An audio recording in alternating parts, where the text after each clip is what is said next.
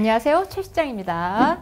여러분 요즘 뉴스 같은 거 보면은 이런 얘기 많이 들었을 겁니다. 고물가, 소비심리 위축, 경제성장 둔화, 관세 전쟁. 언론을 통해서 이런 뉴스들을 많이 접하겠지만 여러분들 실질적으로 체감상으로도 내 소득이나 이런 건 그대로인데 돈 쓰기가 힘들다 하는 거 많이 느끼셨을 겁니다. 위축된 이 소비에 대해서 이제 얘기를 할 건데, 특히 이제 패션에 맞춰서 어떤 식으로 좀 변하고 있는지 되짚어 보려고 오늘 이 영상을 켰습니다.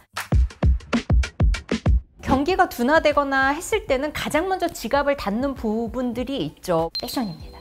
패션업계 전반적으로 이제 실적이 굉장히 부진해요. 제가 이제 패션 분야에서 몸담고 있기 때문에 실질적으로 제 주변에 뭐 브랜드를 운영을 하거나 쇼핑몰을 운영하거나 뭐 아니면 디자이너거나 하시는 분들, 관련된 분들이 지금 사실 굉장히 힘들어해요. 왜냐하면 전반적으로 다 정말 줄었으니까. 소비를 하시는 여러분들 입장에서도 힘들기는 마찬가지일 겁니다. 하지만 국내 패션 혹은 이제 작은 브랜드들은 부진하더라도 우리가 명품이라고 말하는 그런 해외 브랜드는 사실 늘 고공행진이었습니다. 근데 소비 심리가 얼마나 위축돼 있냐면 명품 브랜드들도 에르메스 하나 빼고는 다 마이너스 실적이에요. 내 월급은 그대로인데 물가가 올랐다, 그래서 소비를 줄인다, 이런 거는 이해가 굉장히 편하죠. 근데 실질적으로 소득이 늘어도 지금 지출이 줄어 있습니다. 이거를 이제 실질 소비 지출이라고 하는데, 제 영상만 봐도 저도 느낍니다. 간혹가다 이런 댓글들이 있어. 요즘 패션 유튜브 보다 보면은 이렇게 자꾸 사고 싶은 마음 들어서 사실은 구독을 끊었어요. 한동안 패션 유튜브 안 보고 있었는데 요 영상은 도움될 것 같아서 오랜만에 봤어요. 약간 이런 댓글들이 있어요. 그래서 이런 걸 보면서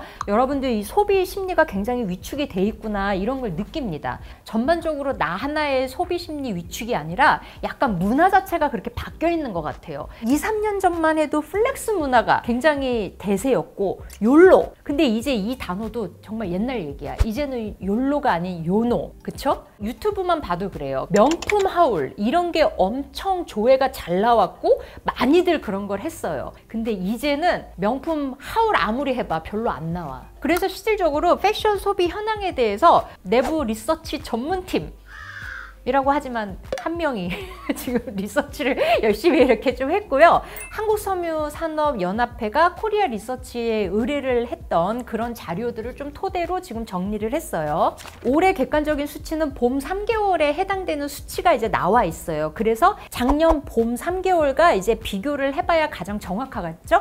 근데 작년 수치가 봄, 여름, 가을, 겨울로 나눠져 있는 게 아니기 때문에 그 부분을 이제 추정치로 이렇게 좀 비교를 해봤습니다. 그거 먼저 일단 내용을 다뤄볼게요. 작년과 올해를 좀 비교해 볼 필요가 있을 것 같은데, 전년 대비 소비가 8.2% 이제 감소를 했다고 합니다. 24년 요 추정치와 지금의 봄 대비를 했을 때 남녀의 좀 차이가 있습니다. 전체 데이터는 8.2% 감소가 돼 있는데 여자는 약 12% 정도 이제 줄었 걸로 이제 추정이 되고요. 남자는 3% 정도 줄은 것 같습니다. 평소 패션 카테고리에 있어서 소비가 여자가 많았기 때문에 그만큼 이제 감소치도 더 늘은 것 같아요. 근데 여자를 이제 따로 떼놓고 봤을 때 좀 의외의 수치가 있습니다. 자, 10대부터 60대까지 세대별로 나눴을 때 다 작년 대비 감소를 했는데 예외적으로 30대 여자만 이 소비 지출이 늘은 걸로 나와요. 일단 10대는 부모님 용돈으로 대부분 소비를 하기 때문에 변동이 적어요. 20대 여자 같은 경우는 이제 학생들, 사회 초년생들이 많은 나이잖아요.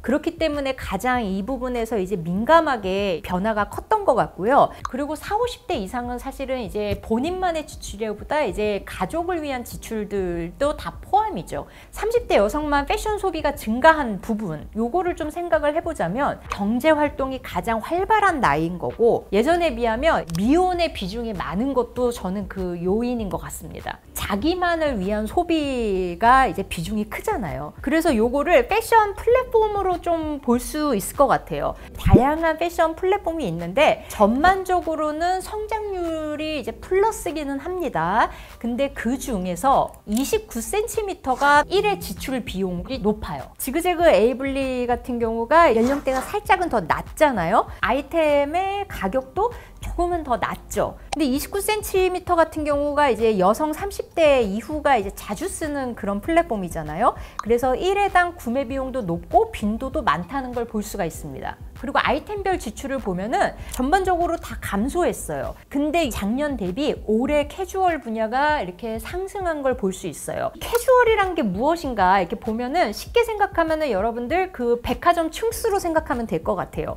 뭐 1층은 화장품, 2층은 약간 가격대 있는 여성복, 그 다음에 이제 캐주얼이라고 하면은 비교적 좀 저렴하고 활용성이 높은 아이템들을 얘기를 하는 거죠. 그러면서 상대적으로 좀 고가템들은 좀 후순위로 이제 들어가 있습니다. 그래서 지금 우리의 소비는 필요한 필수템 위주로 소비가 되고 있구나라고 이제 보면 될 것 같아요. 경기가 좋고 이렇게 할 때는 모두가 걱정이 없어. 근데 지금같이 이렇게 좀 불황이고 이렇게 우리 소비 심리가 이렇게 위축돼 있을 때는 우리 기분도 위축이 돼요. 그렇잖아. 나도 좀 멋있고 싶고 예쁘고 싶고 한데 돈 쓰기는 좀 주눅 들고. 근데 여러분 지금 이렇게 보셔서 알겠지만 정체돼 있다고 느낀다 그러면 그건 여러분만의 문제는 아니라는 거. 그 얘기를 좀 하고 싶었고요. 그 다음에 제 채널 모토입니다. 패션은 돈으로 살 수 있지만 스타일은 돈으로 살 수 없다. 신상 사고, 뭐 좋은 거 사고 해가지고 이렇게 패션으로 이렇게 하기보다는 내가 갖고 있는 걸 활용한다든지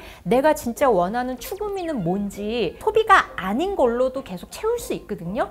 나의 스타일이라는 건 꼭 소비, 나의 그 지출 금액과 비례하지 않다는 거 우리 좀 알았으면 좋겠고요. 그런 방향의 그 내용들은 제가 더 열심히 해서 채워보도록 하겠습니다. 오늘 영상 도움되셨다면 좋아요, 구독 눌러주시고 안녕.